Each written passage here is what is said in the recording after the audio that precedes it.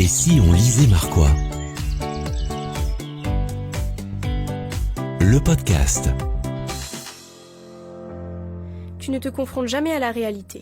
Je n'arrive pas à comprendre ce qui te fait si peur. Je n'arrive pas à comprendre... Alors bonjour, je m'appelle Lou Élise, j'ai 23 ans, je suis étudiante infirmière et je suis marquoise depuis ma naissance. Ode à la vie, initialement, c'est un carnet, un journal intime que j'ai commencé à écrire. Et comme j'écris depuis que je suis toute jeune, je me suis dit que ça serait peut-être pas mal d'en faire un manuscrit qui parle beaucoup de moi, de ma vie, mais de beaucoup de sentiments qui se retrouvent en chacun de nous à une période de notre vie et qui fait prendre conscience de l'importance parfois d'être deux pour être heureux.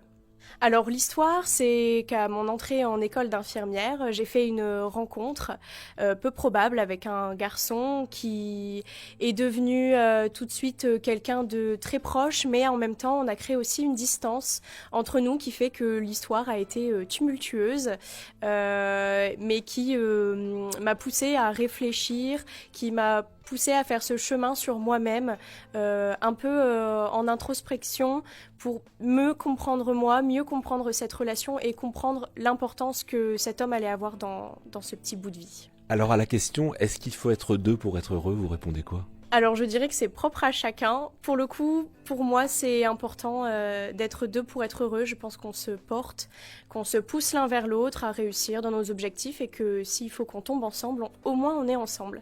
Mais je crois que c'est propre à chacun. Il y a des gens très solitaires. Je l'ai été pendant longtemps, très solitaire. Et je me suis découverte en étant bien plus heureuse à deux. Et j'ai vraiment compris mon but de vie en étant accompagnée maintenant. En préparant cette interview, j'ai vu que vous avez dit à mes confrères de La Voix du Nord, j'ai écrit déjà une dizaine de bouquins. C'est vrai, j'ai depuis peut-être une bonne dizaine d'années maintenant, j'ai écrit une dizaine de bouquins que j'ai travaillés, parfois d'autres non. Certains seront peut-être publiés, d'autres pas. Et pendant mes études à l'université, j'ai pu aussi être rédactrice de nouvelles et ça m'a permis d'apprendre beaucoup sur l'écriture, de me faire la main. Voilà, donc une dizaine de bouquins déjà. Qu'est-ce qui vous a poussé à écrire sur vous ? J'ai beaucoup, justement, quand j'ai commencé à écrire, j'ai créé beaucoup d'histoires. Créer des histoires dans lesquelles moi je pourrais vivre et comment je réagirais dans ces histoires-là. Et je me suis dit que peut-être il fallait que je commence par écrire sur moi, qui je suis, mieux me comprendre pour être plus créative et mieux réussir à écrire d'autres bouquins sur des histoires qui ne sont pas les miennes. On peut le trouver où, Ode à la vie ? Alors partout sur le site de la maison d'édition, les éditions Jet d'encre, et puis à la Fnac, au Furet, en grande surface et aussi sur Amazon, mais il se trouve un peu partout. C'est quoi votre endroit préféré pour lire ? Mon lit et la nuit. Et si on lisait Marquois? Retrouvez tous les épisodes sur marcambarol.org.